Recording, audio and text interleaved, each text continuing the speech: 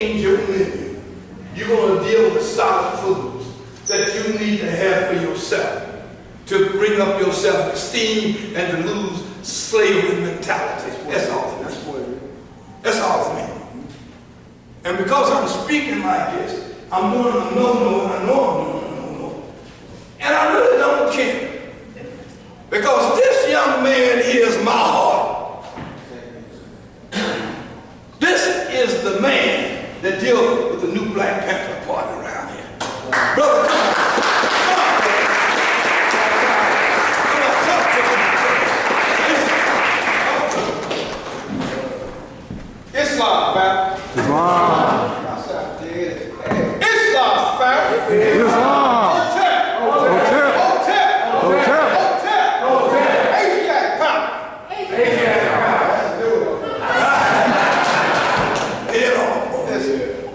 Y'all don't know, I'm Sean Saddam Kweli. I am the new chairman of the New Black Panther Party, national spokesman for the New Black Panther Party, and I am under this man too, this right here in Louisville, Kentucky. Give the Infedici a round of applause.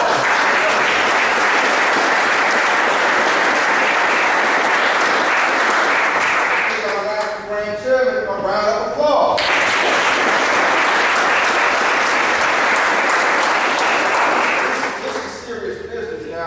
Y'all know me, I'm the warrior. Normally we have a whole bunch of security up here, but I ain't no security. I'm the family. Ain't no, this, somebody come to this door, you're gonna lose a limb, a leg, or something with all these warriors. All right, so all I want to say is this is serious because we're talking about a Moorish government. We're talking about a government. And right now, all over the world, Islam, number one, is under attack. That's number one. And the Moorish science is under attack too. Y'all ain't seen that. I'm gonna tell you what's going on. You got a division in the so-called conscious community, where groups is fighting one against the other. Fighting over a little piece of people here, a little piece of people there, a little piece of whatever here, and we ain't getting nowhere. And while we're fighting each other, our babies is dying in the streets. And we're losing the babies to the streets. And so what we've done in the New Black Panther Party, we try to be a bridge. I know that the brother, many of y'all know him, Brother Sarah Sudan Seti, had come pretty hard against the Moorish Science Temple and the Moorish America. He had started debating against you all. And we sat brother down. I'm just trying to tell y'all what's happening. Okay? Sat him down. He's over. Y'all know what I'm talking about? I don't know what I'm talking about. Y'all know Sarah Sudan Seti? Yes, sir. All right. And so what we're doing is we're trying to be the bridge because right now, let me just be frank. With this cracker attacking us all over the globe, Islam under attack all over the globe, Moorish Americans under attack all over the globe. They trying to make it illegal for you to call yourself sovereign. They trying to tell you now that you can't even take your sovereignty to their courts and be sovereign. Y'all ain't seen that? Trying to take you to court and say you illegal. Now you gotta say, no, cracker, you illegal. Right. I know that's hard for some of us. Then the grand jury, he gonna come through and smooth it over. So just let me get mine off.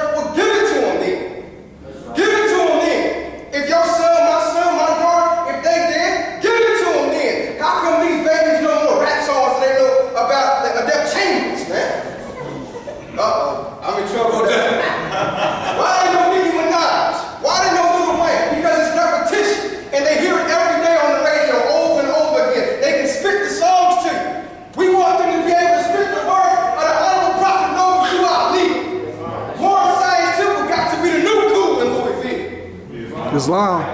That means you gotta have some conflict. That means you can't go along to get along. That means everybody's not gonna appreciate what you're doing. You gotta ruffle some feathers. I know my brother said he was gonna take the Moore Science up to Mayor Bishop's office.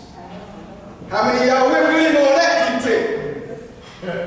He said he was gonna take the Moores to the mayor's office.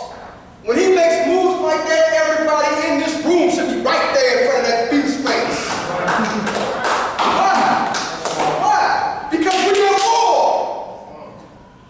We at war. What you at war for? The hearts and minds of your babies, your children, and your future.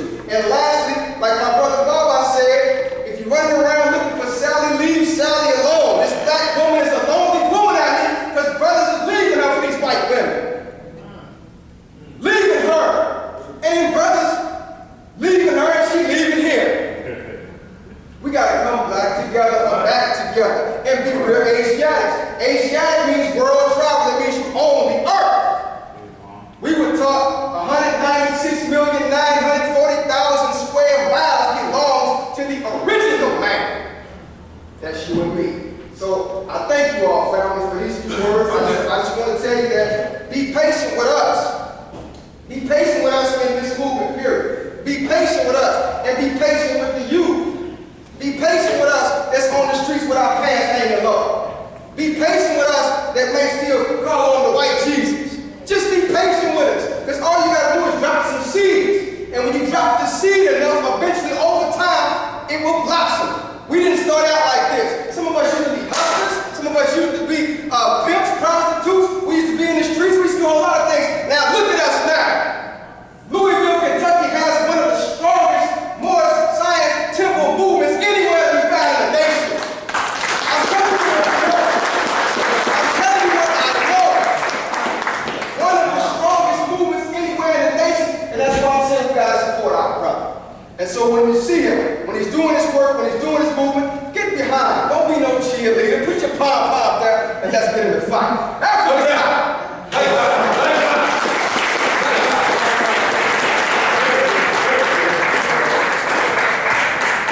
That'll wake us up. I like it very much. I got next year that I was supposed to give acknowledgement to Bishop Dennis Lyons. Anybody know Bishop Dennis Lyons? Right here on the radio station.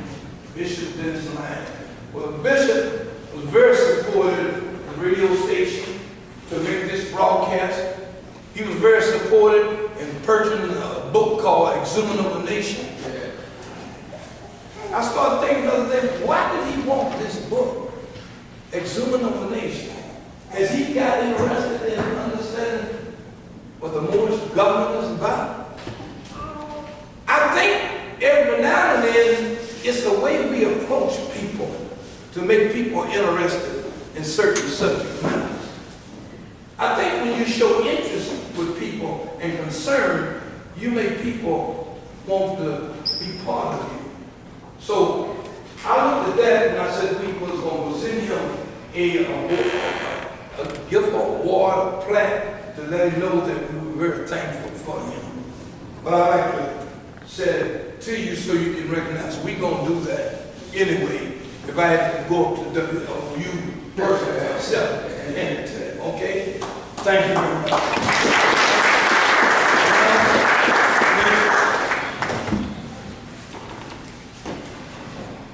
Gratitude to our democratic government by the National Grand National Secretary, Dr. Aisha President.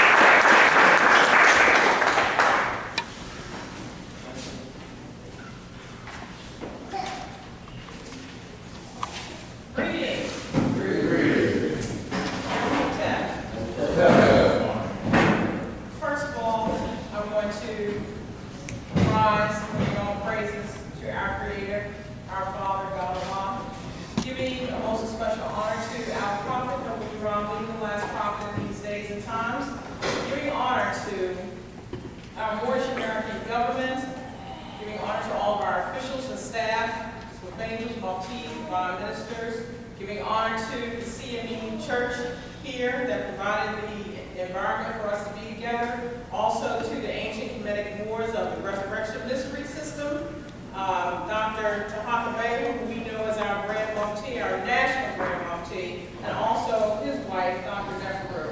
Also, I would be remiss without giving a special honor to each and every one of you. You're just a beautiful people, and it's a blessing. I have been so inspired by what I have seen today, and it's so uplifting and dealing with everything. You can feel the energy, you can feel the high ethers, and it was vibrating very spiritually high here, and that's a good thing. That's a blessing.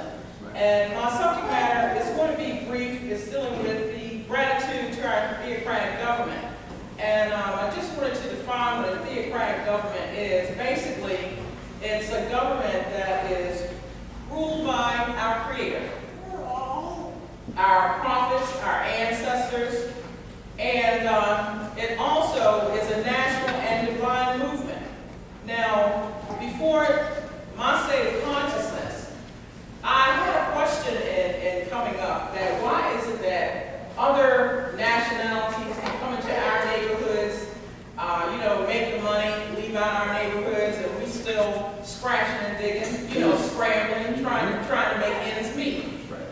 I came up in the European educational system, and I was taught everybody's history but my own. So there was a gap there, a disconnect. I was also not realizing, but I was also taught to hate my own self. And therefore, if I'm hating myself, then I darn sure didn't care about my own brothers and sisters. But I didn't realize that I was hating me. You understand what I'm saying? It was just that there was an anger. I knew that there was something missing, but I couldn't put my hand on it. Also, in coming up, it's really sad and when you have children, and as a mother, you think these children are your own. But in essence, they're not, because anybody at any time can drop a dime for whatever reason, and next thing you know, your children are being snatched out to a social service system. And this is the reality of what our people face. So even though they say that slavery has ended in 1865, the thing about it is our people are still suffering slavery, but it has gone from a physical state to slavery within the mind. So we are suffering under the umbrella of mental slavery. This is what our Prophet Noble Durrani in this era of time claims that our people have now. We are suffering from mental slavery. There's a disconnect. And the thing about it is, we don't even realize that as long as we continue to cling to the names such as, which were given to us under black colored laws, Negro, black, and colored, then not only is this a sin to our Creator, but we are participating in our own slavery, because those names, we are still classified as 3/5 of all other persons. So in essence, we are still considered as property here in 2013. Every other person has a nationality, can go hook themselves back up with their ancestors and forefathers, but as long as we remain calling ourselves, I'm black and I'm proud, or Negro or colored or coonshine or what have you, then we are participating in our own annihilation, our own destruction. And I don't know about any one of each and every one of you, but I can no longer stand by and see my children dying in the street. That's right. You understand what I'm saying? We have got to get up and do something. Had it not been for my forefathers and my ancestors, I wouldn't be standing here today. So, as a free Moorish woman, as a free Moorish national, I'm able to trace my history back. And it's not just enough to say that we as a people descended from kings and queens, but we are also gods. That's right. We have the power to save, to create, and also to heal. But if no one tells you that, because it takes a Moorish American to teach a Moorish American to be a Moorish American, if no one tells you that you are a God, then you're still walking around with the up the street, round the corner mentality. And this is something that is killing us as a people. So also, I am blessed to be able to know my destiny. I know what my purpose here is in life. My purpose is to help my prophet aid and assist, uplifting, not just my people here,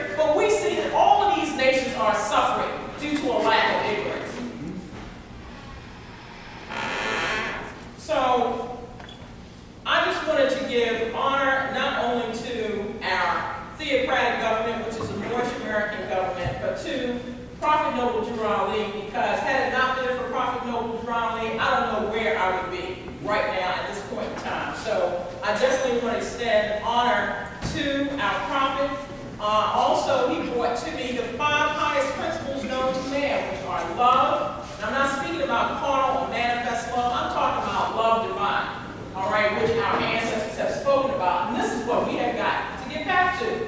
Truth, divine truth, peace, freedom, and justice. So we're speaking about not just being able to see one another with these physical eyes, because often we can't distinguish truth from error. Oh, thank you. But also being able to see with that third eye, being able to walk into a room and know the ether, or be able to determine the spirit, and not only that, but being able to govern conditions, because we're dealing with the science of the more. All right, so we have that power. We just don't realize the limitlessness of what it is that we have within us, because we are fearfully and wonderfully made. But again, if no one tells you this, then we have simply, and we pass this on generation to generation, and we're still being used, as a people for trade and transportation. This definitely has got to stop. Okay, so again, I'm very honored for and very grateful for the National Treasures, and it's my job to help aid and assist my people in any capacity that I can be used. We're here 24/7. Our phone, we don't have limits. You can call any hour, day and night. We're here to aid and assist our people. Okay, so this is my life's mission, and also we are here to teach harmony, peace, and bliss. Because so often we get the propaganda from the European, whether it be the radio, television, or what have you, and it has a certain stigma. But the thing about it is we have got to be able to do the research and find out exactly who we are and who our forefathers were. So again, gratitude for being called forth, and much peace and love to each and every one of you. Wow.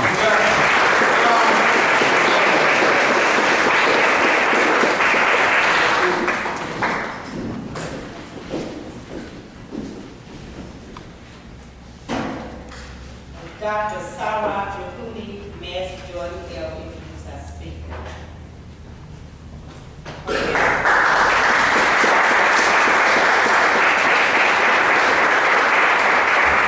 It is customary, before we speak, to ask for permission from the elders.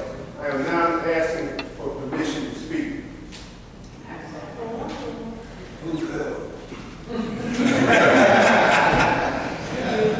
Islam. I don't know about you all, but I am elated. I am happy. I'm bubbling over. And that's because we have our National Grand Chairman and his wives here today to lay on some information on us, to lay some knowledge on us. Dr. Elihu Pleasant Bay, Swift Angel #1. The last name down. Like myself, he is an ex-Negro. He grew up understanding the Moorish concept under Dr. German Bay, Noble Drew Ali's successor, the Prince of Peace. I don't know if you realize who we have here at the Louisville Consul today. He's going to lay on some information on you. So if you got pen and pencil, you better get it out. And paper. ADAP. Do you know what ADAP means? Master Teacher. Now, he is going to serve you a meal.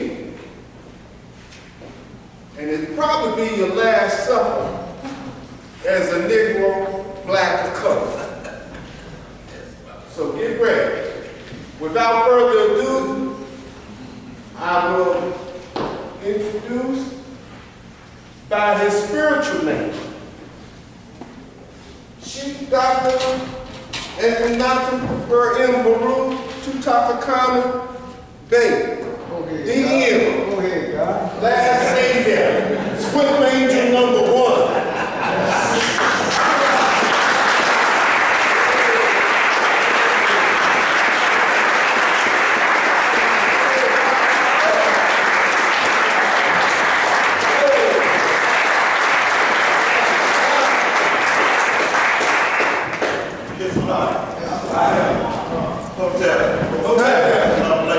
Make it fun. How you doing? All well. One Friday, my praises to the great God, and it's been much honor to the last part of these days because He came 5 times greater than all of the prophets before Him. There's been a lot of fat mouths about Noble Valley by people that don't know what kind of need He serves. I am his #1 defender. And because of this, we have now come into existence a prophesied nation of people that have been prophesied for thousands of years that you will reach the lowest depth of any people attached to the human family, only to rise to the highest height of any God to take on human form. We are that people. Yes, sir. Noble quality did not come, and please don't get upset at me about this, okay? I'm trying to get a point here. Noble quality did not come to set up organizations, including Morris Science Temple. The duty of a prophet is to save nations. It's never changed. It's been that way from Adam to our Lady. Every prophet has always gone and got his prophethood through Kemet.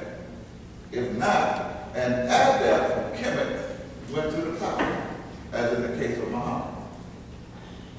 It took an Adam out of Kemet 23 years to teach Islam to Muhammad. And to this day, the Arabs still ain't got it right. That's right. That's right. Not the truth. That's right. Islam. That's right. To this day, they're still facing a rock 5 times a day looking for Allah.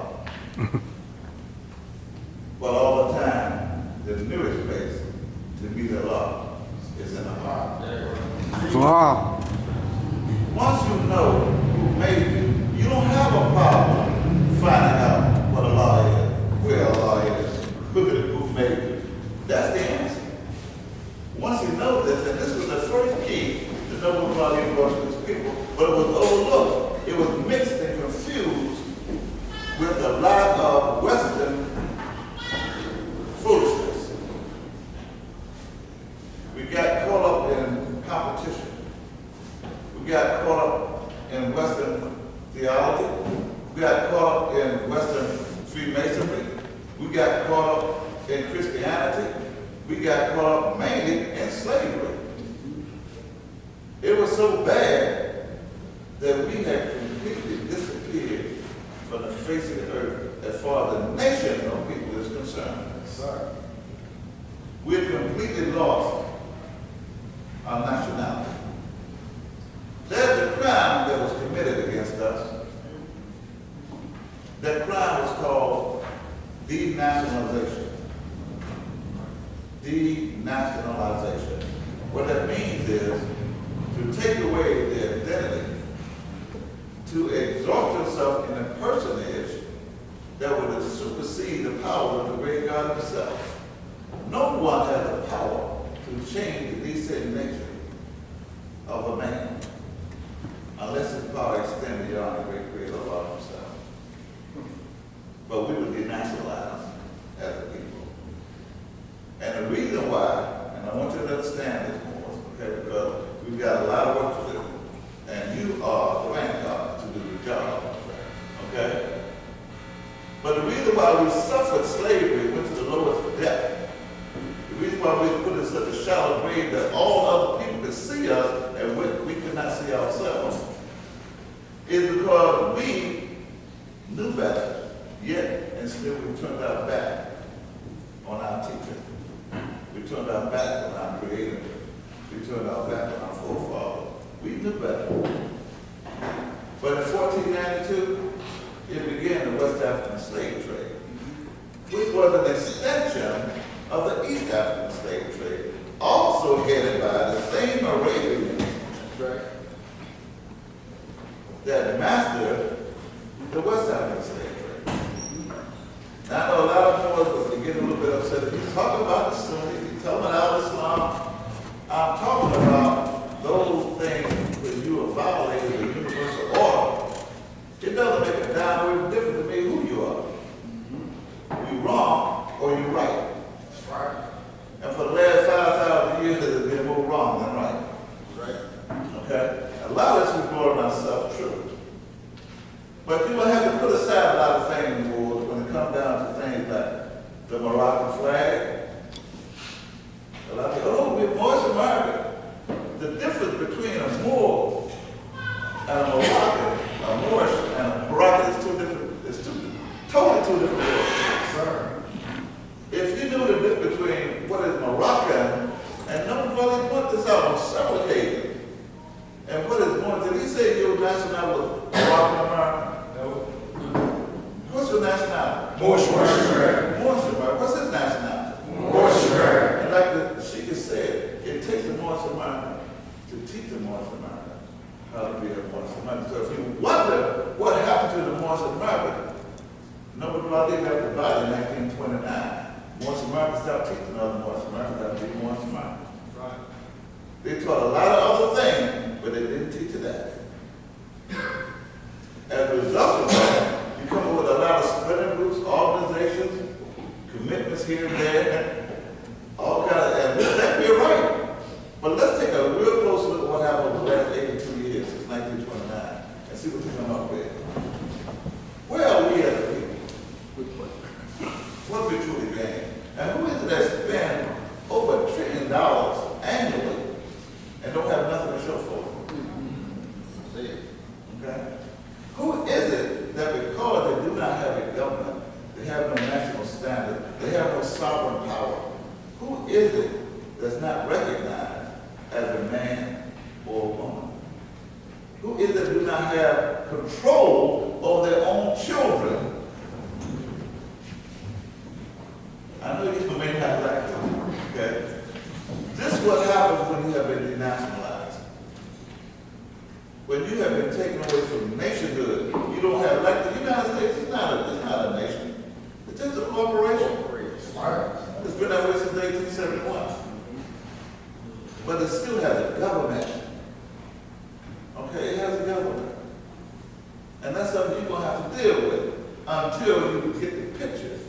Nobody said, I'm going to leave the European Union just long enough to teach you how to run a government. So now we've got all the talent that we have, that we need to be a government. But I want you to take a real close look to see what happens to you if you do not come together as a people under your one free national name and under one government.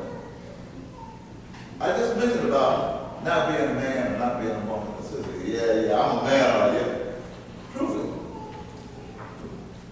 This is not to be derogatory.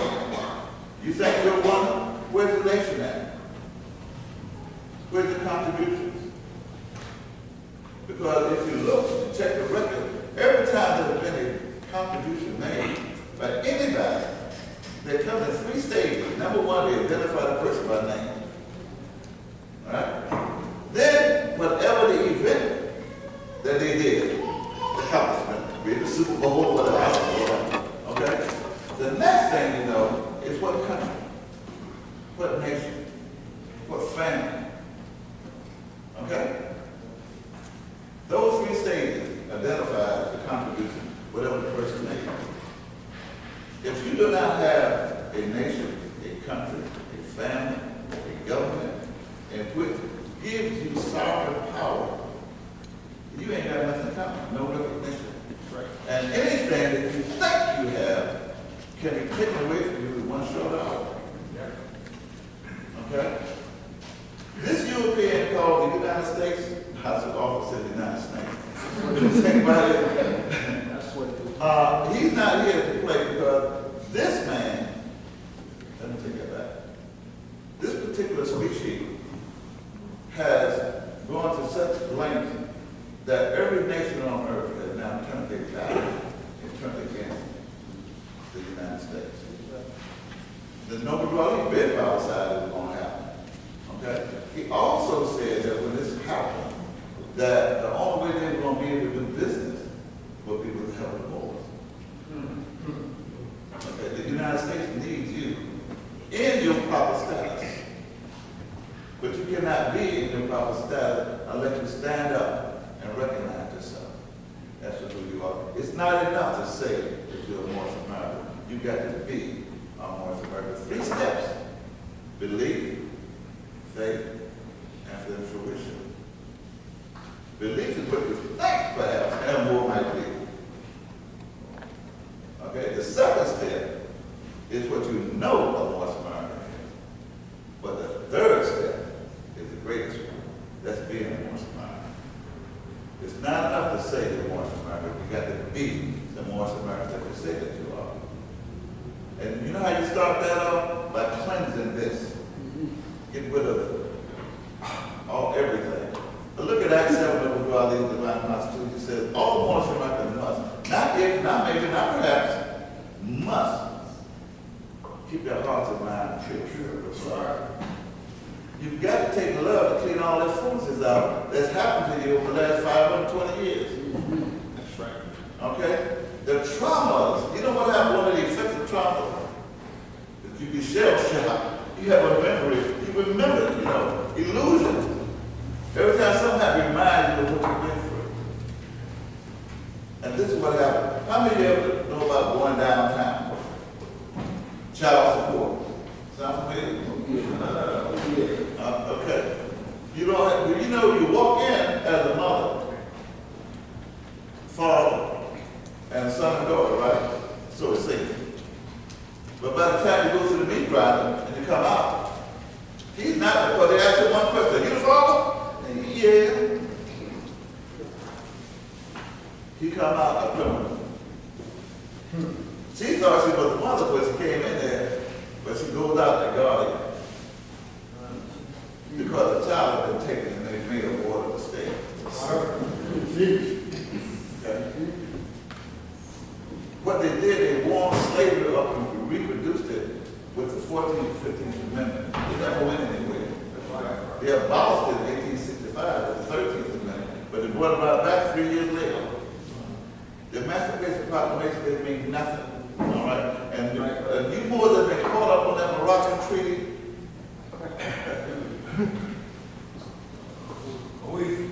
My job is to tell you the truth. Okay? I'm an angel. And an angel, being the dude over there, it's like rain. Rain does not make decisions as to where it's going to fall. It carries within itself potencies of life within every drop. But when the rain receives the command to fall, it don't say, I'm not going to fall on that car, it's too dirty. I'm not going to fall on that forest, it may not produce like I want it to. Or I may not fall on that other, it's just going to suck me up and don't produce nothing. That's not a decision that rain can make. Angels don't make decisions either. So to give you the truth, now what you do with that truth is on you, not on the angel that hold it. Okay? So when it comes down to what happened at the Moroccan Treaty, that treaty was written during that time between 1779 and 1865, during the time of constitutional slavery in the United States, right? Right. 87? That's during that period of time, okay? 1787, get it right. All right? Think about it is, the strange thing happened. Do you know that slave, and I'm not trying to get into our street case, but slaves don't have flags. Slaves do not write treaties. Slaves do not write constitutions of governments. Because slaves are a powerless people. That's why they're slaves. When the Moroccan Treaty was written, it was by the Sultan of Morocco and a Mason, a pale-skinned Mason named George Washington, who happened to own 400 white Martha. 400 of us during the time when they were writing the treaty. Now, I want you to check the record. There are different kinds of treaties. A lot of people don't understand about this, but this treaty was about trade and commerce. Those two words sound familiar to you? Trade and commerce. Now, my question to you is simply this. What was the most common trade or commerce business in 1787 between Africa and the United States? The West African slave trade. That's what the treaty was about, trade and commerce. Morocco was selling, catching and selling under the Islamic rule. I'm sorry, to correct that. Islamic rule. There's a difference. Okay? They was catching and selling African nationals from Northwest and Southwest Africa and selling them into slavery. Pope was making money. 25 cents off every dollar. George Washington, everybody was making money on this thing. It was a big money-making thing. It was all right to this very day. They're still selling valuable birth certificates. Right now, as we speak. But China's a little fed up with it and say, hey, that's not good enough. Saudi Arabia got fed up with it. That's not good enough. So now they want gold. They don't want pressure anymore. So you really don't serve them purpose. So now what you got over 800 concentration camps. You got millions of disposable coffins that hold up 3 or 4 bodies. That's supposed to be different parts of the country. Okay?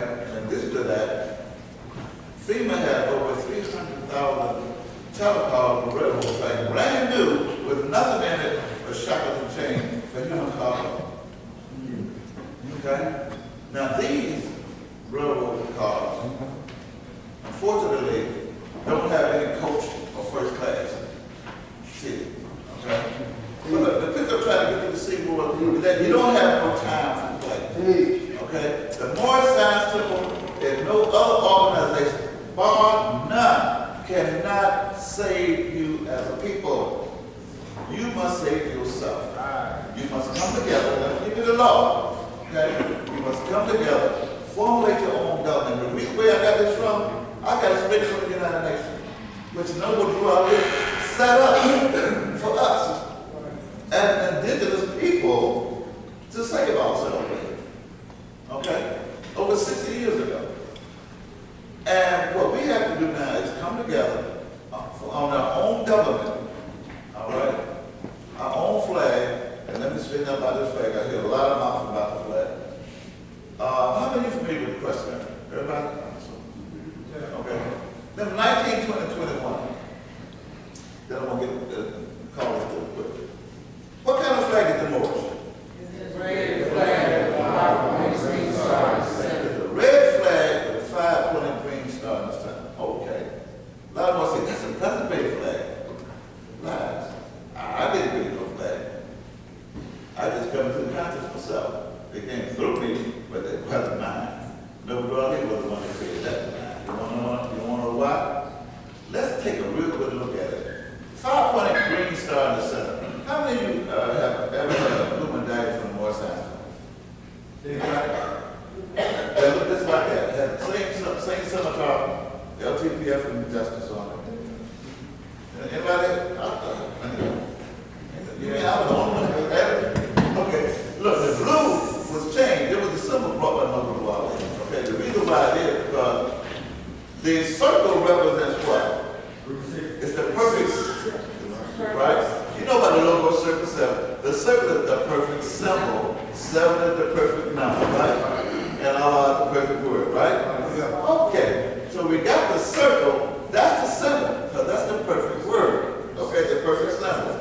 So you got the 5-pointed star in the circle, in the center. But what do the 5 points represent? We had 2 divine ministers that go over to Morocco recently.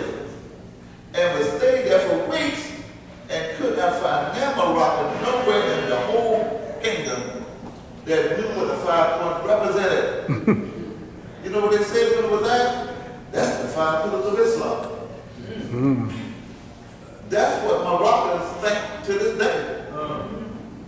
Although the flag is thousands of years older before they even thought about the principle of Islam. Okay? So again, what do the 5 points represent? Love, truth, peace, truth, and justice. Allah is love, right? All is Allah, truth, right?